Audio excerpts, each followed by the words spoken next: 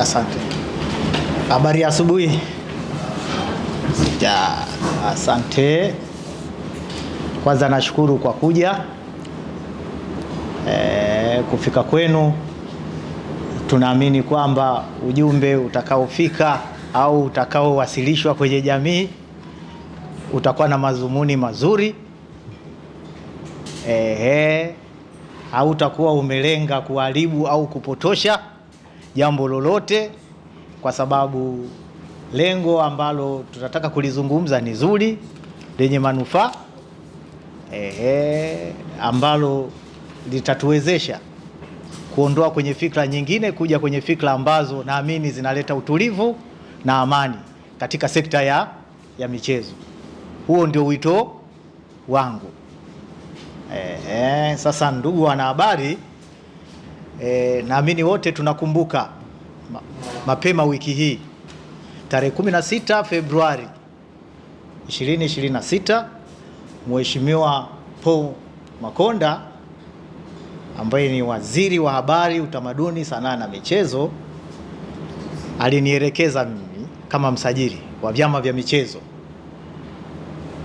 nchini kuhakikisha kuwa mchakato wa marekebisho ya katiba ya klabu ya Simba unahitimishwa kwa mujibu wa sheria na kanuni za usajili wa vyama vya michezo kabla mwezi huu haujakwisha.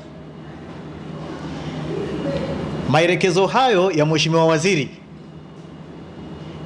yalikuwa ni ya kusisitiza na kuhakikisha kuwa hatua zote za kisheria za kiutawala zinakamilika kwa wakati kwa maslahi ya klabu, wanachama wake na maendeleo ya michezo kwa ujumla. Napenda kufafanua kuwa mchakato huu wa marekebisho ya katiba ya klabu ya Simba umepitia katika michakato mingi. Kwanza uchambuzi, una tathmini na uidhinishaji wa marekebisho ya katiba. Sasa haya yote yalikuwa yameshafanyika. Mchakato huu tayari ulikuwa umeshachakatwa. Ulibaki mchakato mmoja tu ambao ulikuwa ni kuwakabidhi klabu ya Simba katiba yao, kwa sababu katika michakato tulionayo kuna michakato wanawasilisha katiba. Baada ya hapa tunakuwa tunawasiliana na klabu na uongozi kupata ufafanuzi tofauti ili kuhakikisha katiba hii inakuwa inabeba yale madhumuni yaliyokuwa yamekusudiwa.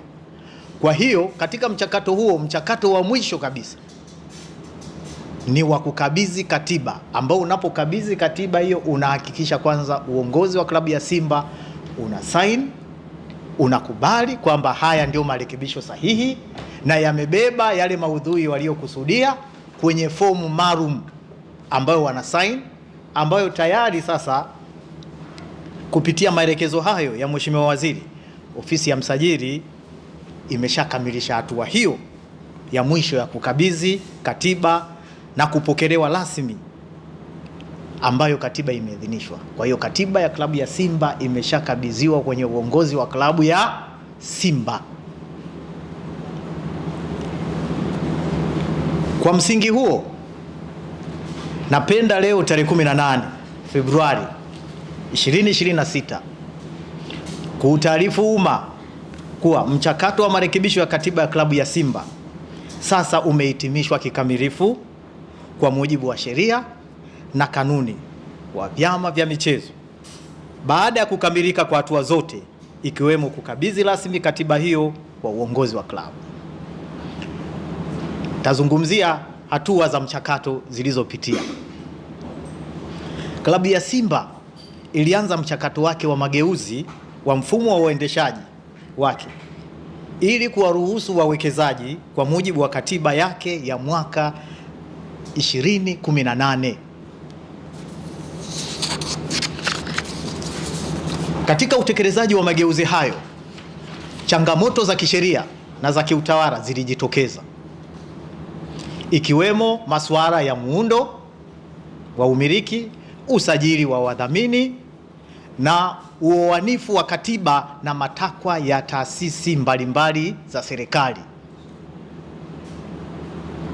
Marekebisho hayo yalikuwa yamejadiliwa na kupitishwa awali kwa mkutano mkuu wa wanachama uliofanyika tarehe 30 baada ya kuwa na changamoto hizo. Kwa hiyo mkutano wa tarehe 30 Novemba 2025 wa klabu ya Simba uliweza kuboresha katiba ili uweze kuendana na yale changamoto zote, kuziondoa zile changamoto ambazo ilisababisha katiba ya kwanza kukwamisha ule mchakato wa mabadiliko. Na baadaye, baada ya mkutano mkuu, waliwasilisha rasmi ofisi ya msajili kwa ajili ya kukamilisha hatua za mwisho za kisheria za kiutawala. Sasa klabu iliwasilisha mapendekezo hayo kwa mara ya kwanza tarehe 10 Disemba 2025. Baada ya kuyapitia, ofisi ya msajili iliyarejesha rasmi rasimu hiyo tarehe 18 Disemba 2025. Tuliwarejeshea klabu ya Simba kwa ajili ya kufanya maboresho na uoanifu zaidi ya matakwa ya kisheria na kanuni. Tarehe 24 Disemba 2025, klabu iliwasilisha tena rasimu iliyofanyiwa maboresho katika kuendelea kutekeleza wajibu wake wa kisheria wa kuhakikisha ukamilifu na uwazi wa masharti yaliyopendekezwa na ofisi ya msajili. Waliwasilisha katiba hiyo tarehe 5 Januari, na katiba hiyo tulipoipitia tena tukaomba ufafanuzi hiyo tarehe 5 Januari. Kuna kipengele kidogo kimoja kilikuwa kimebaki ambacho kama nilivyoeleza kwamba lazima tutafute uoanishi wa taasisi nyingine ili kuruhusu huu mchakato usije ukafanya nini, ukakwama. Kwa hiyo tarehe 5 tukawarejeshea tena wafanye tena nini, hilo boresho la mwisho 2026. Kwa hiyo baada ya kukamilisha maboresho hayo na kutoa ufafanuzi uliohitajika kwa klabu, uliwasilisha toleo la mwisho tarehe 5 Februari 2026 kwa ajili ya kuhitimisha mchakato huo. Katiba iliyorekebishwa iliwasilishwa kwa msajili kwa mujibu wa kanuni ya 11 ya kanuni ya msajili wa vyama vya michezo, tangazo la serikali 441 ya mwaka 1999 ili ipitiwe na kuidhinishwa. Kwa mujibu wa kanuni ya 11 kanuni ndogo ya 3A kanuni ya msajili wa vyama vya michezo, tangazo la serikali 441 ya mwaka 1999, msajili ana wajibu wa kuhakikisha kuwa marekebisho yote ya katiba hayawezi kuhatarisha usalama, kuvuruga amani miongoni mwa wanachama au jamii kwa ujumla, wala kuathiri maendeleo ya chama. Hiyo ni kanuni ambayo inaniongoza mimi kama msajili. Baada ya uchambuzi wa kina na wa kisheria na wa mashauriano ya kitaalamu, serikali imejiridhisha kuwa marekebisho haya yanakidhi matakwa ya kisheria na hayana athari hasi kwa wanachama, wawekezaji au jamii kwa ujumla, hivyo yameidhinishwa rasmi. Naamini hapa sasa tu tunaelewa kwamba katiba iliyoidhinishwa, serikali inaamini kwamba imejiridhisha kuwa marekebisho haya hayahatarishi usalama, kuvuruga amani miongoni mwa wanachama au hayavurugi ile hali ya uwekezaji. Inaweza ukawa uwekezaji uliowekezwa au utakao kuja kufanya nini, kuwekezwa. Kwa hiyo imeangalia engo zote na kujiridhisha kuwa sasa inaidhinishwa rasmi kwa ajili ya kuendelea na mchakato. Maboresho yaliyofanywa. Miongoni mwa maboresho yaliyowasilishwa kwa klabu na kuidhinishwa, cha kwanza ni kuweka tafsiri sahihi ya Simba Sports Club Company Limited kuwa ni kampuni iliyoanzishwa kwa mujibu wa sheria ya makampuni itakayoshughulikia shughuli za kibiashara za kiutendaji za klabu, huku umiliki wake wa hisa ukiwa wa ubia kati ya baraza la wadhamini la klabu ya Simba kwa niaba ya wanachama na wawekezaji kwa mujibu wa sheria na maamuzi ya halali ya mkutano mkuu. Katiba hiyo imeweka bayana kuwa hisa za klabu zitamilikiwa kupitia baraza la wadhamini kwa niaba ya wanachama. Katiba hii pia imeimarisha muundo wa baraza la wadhamini lenye wajumbe wasiopungua kuanzia 5 hadi 7 watakaomiliki na kukumiliki au watakaomiliki na kusimamia mali za klabu ya Simba kwa niaba ya wanachama, kuweka wazi kuwa mkutano mkuu ndio chombo chenye mamlaka ya kudhibiti uteuzi na kuondoa wajumbe wa baraza la wadhamini, kuweka muundo wa kuimarisha ndani ya bodi kwa kuzingatia uwiano wa umiliki wa hisa kati ya wanachama na wawekezaji, huku angalau zile 51% ya hisa zikiendelewa kumilikiwa na wanachama kwa mujibu wa kanuni ya 18A kubwa, kanuni ndogo ya kwanza ya kanuni ya sheria ya Baraza la Michezo la Taifa, tangazo la serikali 422 la mwaka 2017. Ni muhimu kusisitiza kuwa muundo huu umeboreshwa ili kuendana na uwiano wa umiliki uliokwisha pitishwa na mkutano mkuu na si kuanzisha mfumo mpya wala kubadili maamuzi ya wanachama. Sababu sasa zilizotusababisha sasa kutoa idhini ya katiba hii. Kutokana na maelezo haya hapo juu niliyoyaeleza, ofisi ya msajili imetoa idhini ya marekebisho hayo marekebisho hayo imetolewa kwa sababu zifuatazo. Kwanza, marekebisho hayo yanaendana na sheria ya Baraza la Michezo la Taifa sura ya 49 na kanuni zake. Pili, yanaimarisha utawala bora, uwazi na uwajibikaji.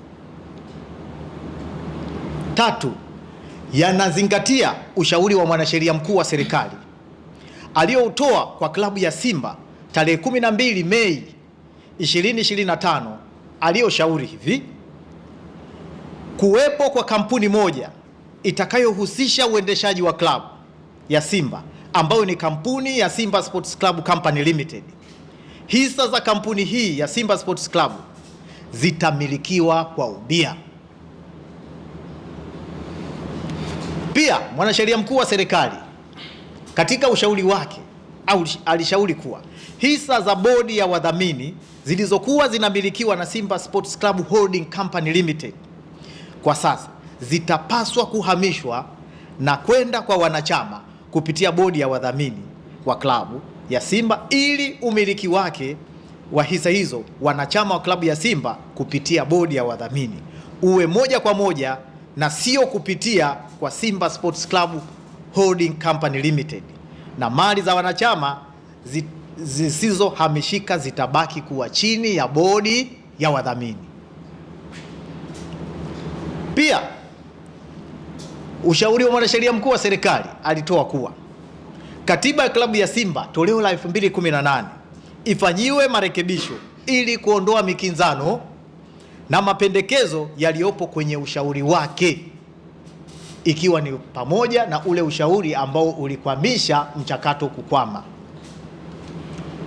Pia idhini imetolewa kwenye katiba hii kwa sababu katiba hii tumeona kwamba inalinda maslahi ya wanachama huku ikiheshimu na kulinda uwekezaji uliofanyika na utakaofanyika.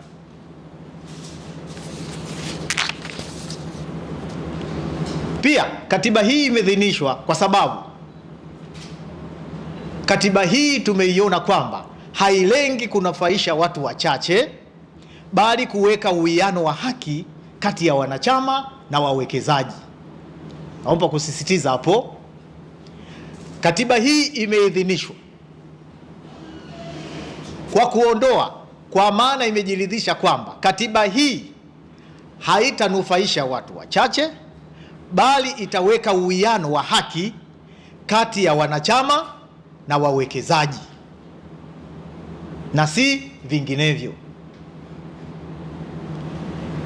Katiba hii tumejiridhisha kwamba imeondoa changamoto zote za kisheria na za kiutawala zilizokuwa zimekwamisha utekelezaji wa mchakato huu, hususani masuala yanayohitaji uoanifu wa matakwa ya taasisi za serikali ikiwemo Wakala wa Usajili na Ufilisi na Udhamini LITA, ambako mchakato huu ulikwama kule kwa sababu ilihitaji kwamba klabu ya Simba bado inahitaji kuwa na bodi ya wadhamini, na pia Tume ya Ushindani FCC, ambako kule ilikwama kwa sababu ilionyesha kwamba ile Simba Sports Club Holding Company Limited ilivyokuwa imeundwa ile kampuni, hadhi yake iko sawasawa na bodi ya wadhamini.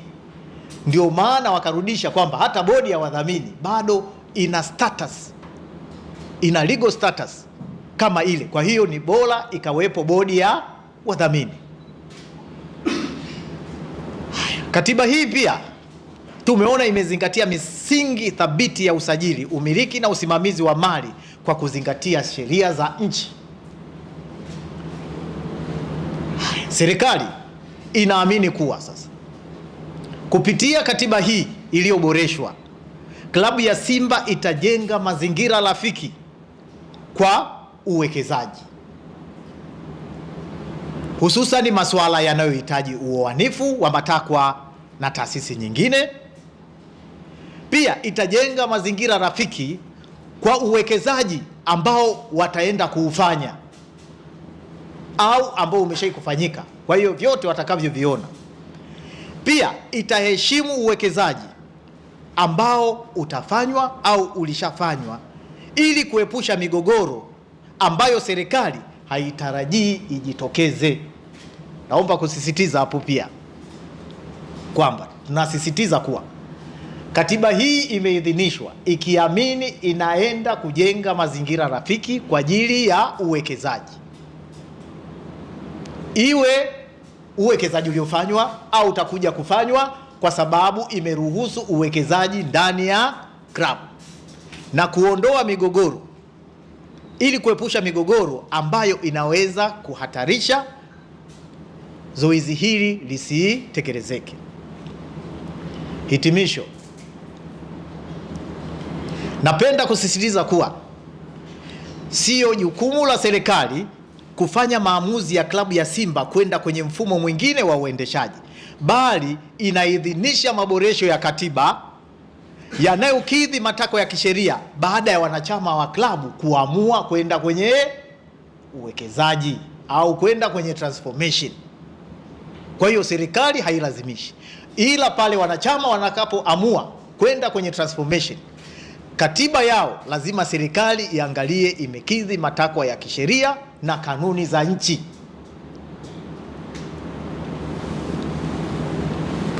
Pia serikali imejiridhisha kuwa marekebisho haya pia, kama tulivyoeleza, hayatahatarisha usalama, kuvuruga amani miongoni mwa wanachama au jamii kwa ujumla, wala kuathiri maendeleo ya klabu, kwani yanalenga kuleta utulivu na uwiano kati ya wanachama na wawekezaji, kuhakikisha maendeleo endelevu ya klabu na michezo kwa ujumla. Hapa pia tunapenda kusisitiza kuwa serikali inaamini kwamba katiba hii iliyoidhinishwa inaenda kuleta usalama ndani ya klabu na sio kuibua migogoro, kwa sababu imeweka uwiano kati ya wanachama na wawekezaji ndani ya klabu. Kwa hiyo haitatarajia kuona migogoro ndani ikijitokeza. Kwa hiyo tunaamini mchakato klabu ya Simba itakapoenda kuufanya, katiba yao imebeba maudhui wala hawatapata mkwamo wowote kwenye taasisi yoyote ya kiserikali watakayoamua kufanya.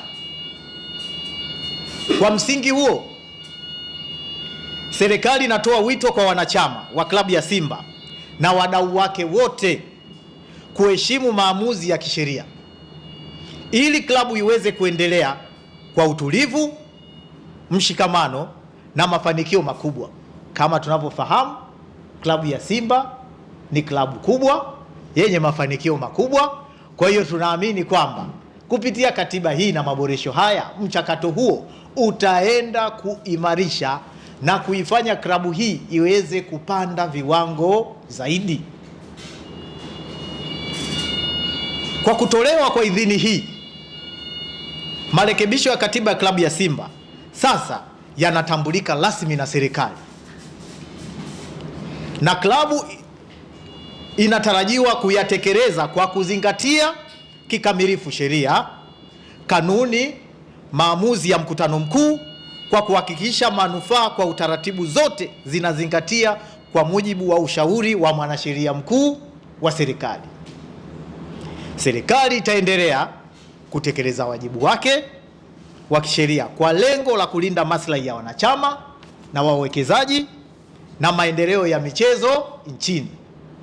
Na mwisho, unaweza kusema kwamba mchakato huu utakapokwenda vizuri, klabu ya Simba ndio litakuwa kama shamba darasa kwa klabu nyingine zote. Mchakato huu, na sisi serikali ndio tunavyoamini kwamba mchakato utakwenda salama, uwekezaji utafanyika, na kwamba klabu ya Simba ndio klabu nyingine zitajifunza kutoka kwao namna ya kufanya transformation ya klabu. Kwa hiyo serikali inaliamini hilo na tuna matarajio yake ni haya ambayo tumeyasema. Asanteni sana kwa kunisikiliza. Nikianza, swali la kwanza ilikuwa kwamba je, baada ya maboresho ya kuidhinisha katiba hii, je, mchakato huu unaanza upya au unaanza lini? Mimi kama msajili, sisi kama serikali, kazi yetu kubwa ni moja. Unaleta maboresho ya katiba kama ulivyokuwa umepanga, kama ulivyokuwa umepata mkwamo, na sisi tumejiridhisha sasa inaenda kuondoa mkwamo. Kwa hiyo mchakato utakaoendelea, klabu ya Simba ndio itaweza kuwaeleza jamii kwamba wataanza wapi, wataelekea wapi au wameishia wapi. Sio kazi ya serikali au ya klabu. Sisi kazi yetu ni kuidhinisha nini? Maboresho ya katiba na si vinginevyo. Naamini tumeelewana hapo. Swali la pili, umeuliza kwamba wawekezaji watakuwa wangapi. Mimi nikisoma kanuni ile, kanuni ya 18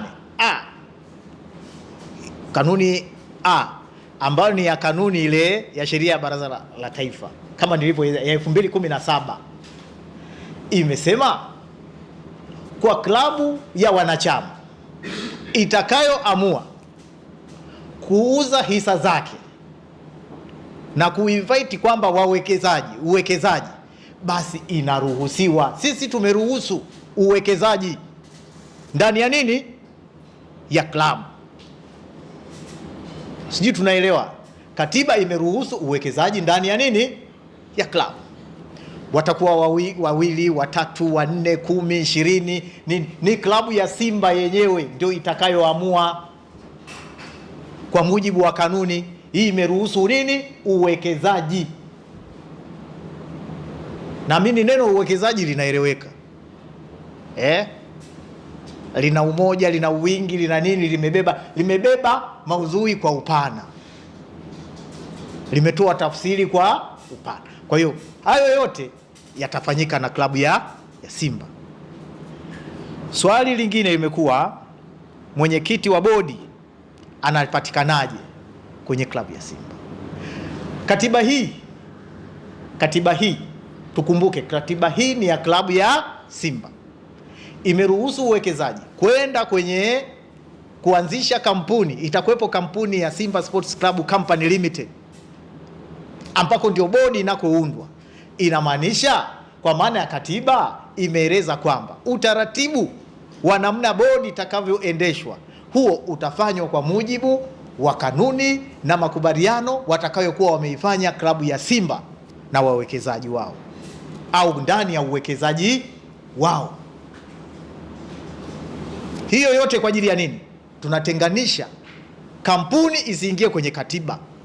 Ukiingiza kwamba uongozi wa kampuni ukae kwenye katiba, umenelewa? Yaani kwamba utafute kwamba atapatikanaje, inategemeana na makubaliano watakayokwenda wamefanya nini, wameingia. Kwa hiyo wenyewe kwa mujibu wa katiba yao utafanywa kwenye bodi chata, ndio utakaofafanua nini, mchanganuo wa upatikanaji wa wajumbe. Tunaelewana? Lakini naamini nimekidhi majibu ya hilo swali, wanapatikanaje. Ninakuja swali lingine, mawasiliano yapi yalikuwa yanafanyika? Labda tuweze kutoa ufafanuzi. Nimesema hivi, wakati tunaboresha yalikuja vipengele ili kuhakikisha kwamba ushauri wa mwanasheria mkuu wa serikali, yale mambo ambayo yalikuwa yamekwamisha mchakato ndio sisi tuliokuwa tunayatazama, ndio mawasiliano yalilenga huko na kuhakikisha kwamba katiba hii sasa inaenda kubeba lile jukumu la transformation inapoenda kufanya nini, ndio mawasiliano yalikobeba kutokana na mkutano mkuu walivyoamua. Kwa hiyo mkutano mkuu unaamua vipengele vinapokuja hapa, vinachambuliwa na kuangalia na kutengeneza tafsiri ambayo inafanya nini, itaridhika na itakidhi matakwa ya kisheria na kikanuni. Hayo ndio yalikuwa mawasiliano tuliyokuwa tunayafanya na si vinginevyo. Haya, kuna 49% ya uwekezaji. Je, ni mmoja au nini? Nimetoa majibu kule kwamba kanuni yetu imesema kwa klabu ya Simba au kwa klabu yoyote yenye wanachama watakapoamua kwenda kwenye kuuza hisa zao, umenelewa, basi zile hisa nyingine 49 zimewekwa kwa ajili ya uwekezaji. Sijui tumeelewana? Lakini hapo ndio maana ya hiyo. Tunakuja swali la mwisho, bodi ya wakurugenzi itakuwa madarakani, si ndio hivyo hilo swali itakuwa madarakani? Hili swali sasa mimi siwezi, mimi sio Simba Sports Club. Sawa? Mimi sio Simba Sports Club. Anayeweza kulifafanua huu ni uongozi wa klabu ya Simba kuhusiana na maboresho yaliyofanyika. Mimi siwezi kusema eti upo au haupo au ufanye nini. Hapana. Sisi tumepitisha vifungu jamani vinavyoweza kuwekeza huo mchakato uweze kufika mwisho. Basi ufafanuzi mwingine mtaupata kwenye klabu ya Simba.